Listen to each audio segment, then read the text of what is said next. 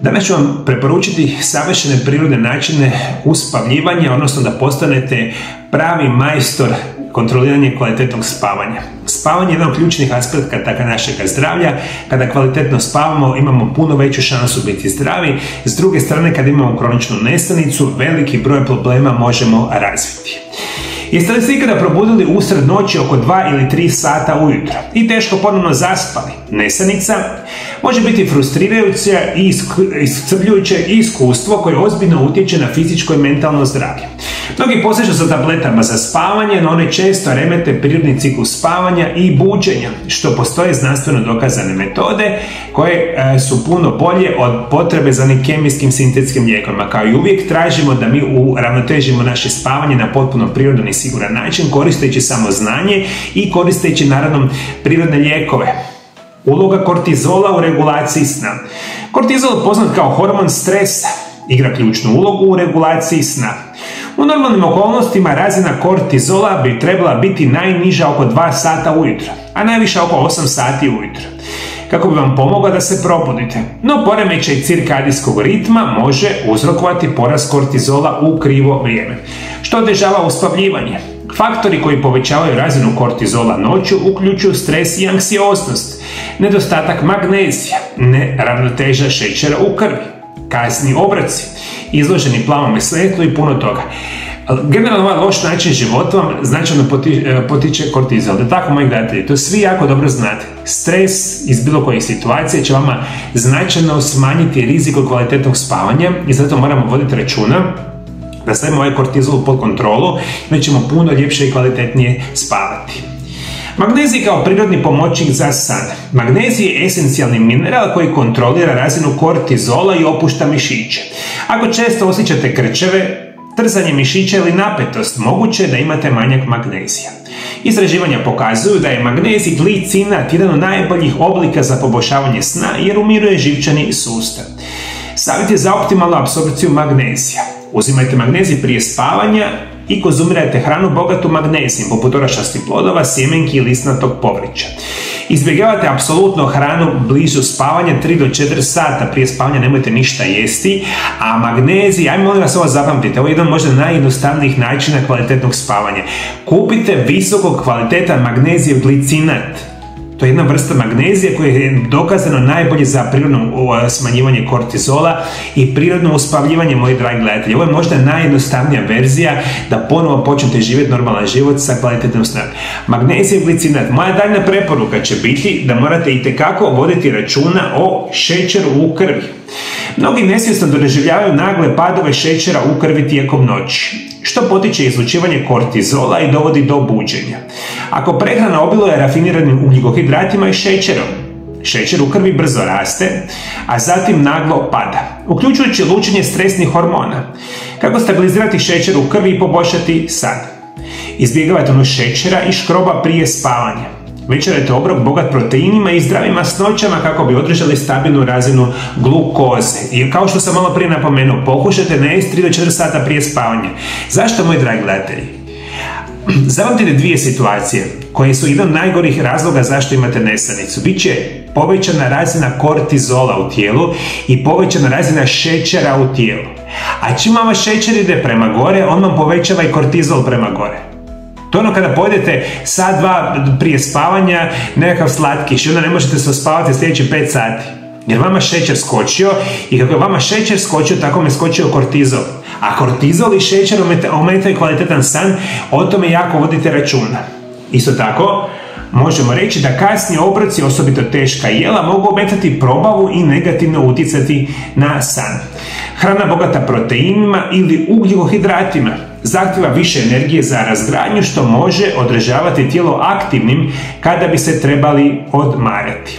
Jednostavno pravilo, prestanite jesti najmanje 3 sata prije spavanja kako bi se tijelo moglo pripremiti na odmor. Dakle, vaše tijelo kad pojedete obrok, njemu treba 3 do 4 sata da on to lijepo krasno razgradi, da taj šećer se počne pomalo stabilizirati i da se hormoni stresa stabiliziraju. Šećer dole, hormoni stresa dole, bolje spavanje. Ovdje šećer, ovdje kortizol, nesanica savršena. Dalje vodite računa, ako noću žudite za slanom hranom, moguće da vam nedostaje natrij. Natrij pomaže u regulaciji krvnog tlaka i kortizola. Nedostatak natrija može dovesti do povećane razine kortizola, što otežava opuštanje. Rješenje: dodajte morsku sol u obroke tijekom dana kako biste uravnotežili elektrolite i smanjili noćne žudnje. Plavo svjetlo je suzbijanje melatonina. Jedan od najvećih problema modernog čovjeka i ometača sna je plavo svjetlo iz ekrana, mobiteli, računala i televizori. Plavo svjetlo noću potiskuje proizvodnju melatonina, hormona odgovoran za san. Kako biste smanjili negativne učinke plavoga svjetla, smanjite provedeno vrijeme pred ekranima sat do 2 prije spavanja.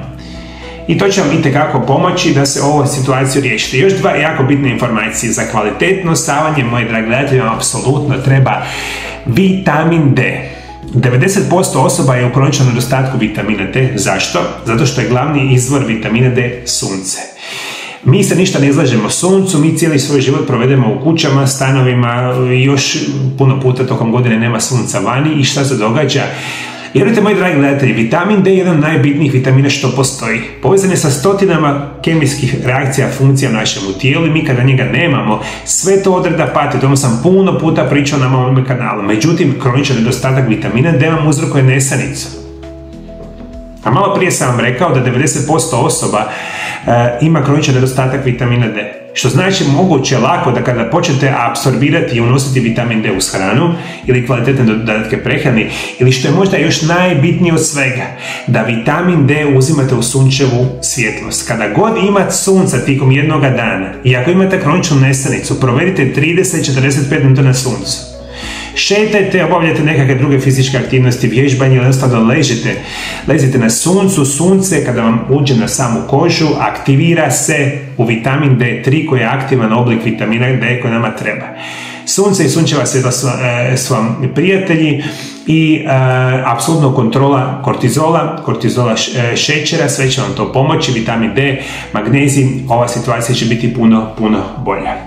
Poboljšanje kvalitete sna prirodnim metodama zahtijeva kombinaciju promjena životnog stila, upravljanja stresom i prilagodbi prehrane.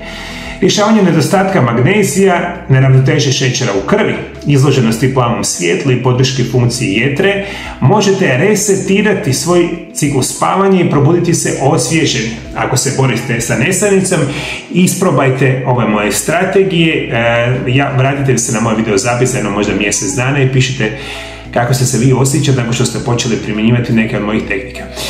Na ovom kanalu imate možda 150-200 video zapisa o mojim preporukama kako ćete prirodno i sigurno uspavljivati se prirodnim metodama, njih možete pronaći na mom kanalu. A ako vi slučajno znate kakav prirodni lijek ili nekakvu prirodnu metodu opuštanja, dubokog uspavljivanja, budite dobri, pišite dolje ispod video zapisa pa da i drugima pomognete. To je jako bitno, dolje pišite, a ako ste slučajno primijetili da ovaj video zapis vam pomogao, bilo bi lijepo da ga podijelite vašim prijateljima putem društvenih mreža, pa svijest o zdravom načinu života ili recimo rješavanju nesanice će saznati puno više ljudi. Zadnjih 25 godina i nakon završetka fakulteta liječim pacijente danas iz cijeloga svijeta. Moja osobna specijalnost je da vas putem nutricionizma i prirodnih lijekova preveniram i naučim kako da liječite bilo koju bolest modernog čovjeka. Isto tako ako ste osoba koja ima problema sa zglobovima, leđima, artritisima, koljena, kukova i sl., onda možete doći u moju ordinaciju gdje ćemo koristiti medicinske metode, fizikalne terapije i rehabilitacije u kombinaciji sa mojim metodama prirodnih liječenja i programima da izliječimo vaše tegobe. Imate dvije mogućnosti kako ja vam mogu pomoći. Prva opcija je da dođete u moju ordinaciju i zato ukoliko želite nazovite broj telefona +385 98 91 79 200. Isto tako nas možete kontaktirati putem Vibera ili Whatsappa gdje možete dogovoriti liječenje u ordinaciji. Druga opcija moje pomoći svima vama biti će moje telefonske konsultacije. I zato svi vi koji me sada slušate iz Sjeverne Amerike, Južne Amerike, Europe, Afrike, Bliskog istoka, Australije ili Azije, ja vam danas radim sa cijelim svijetom, možete odmah nazvati moju ordinaciju i dogovoriti moje konsultacije. Ja ću vam drage volje pomoći i naučiti vas kako se putem prirodnih lijekova i nutricionizma liječe vaše bolesti. Isto tako sam autor 3 knjige o nutricionizmu i prirodnim lijekovima. Ove moje 3 knjige vas uče kako da znate sami sebe obraniti od najgorih bolesti modernog čovjeka. Sve ove 3 knjige imate sada odmah kupiti na mojoj službenoj internetskoj stranici mariolab.hr. Sve informacije imate dolje ispod video zapisa. Knjige su prevedene na hrvatski, engleski jezik i na druge jezike. Sve informacije imate na mojoj internetskoj stranici. Iskoristite mogućnost, ja ću vam drage volje pomoći ili u ordinaciji ili putem telefonskih konzultacija iz bilo kojeg kraja svijeta, slobodno mi se javite.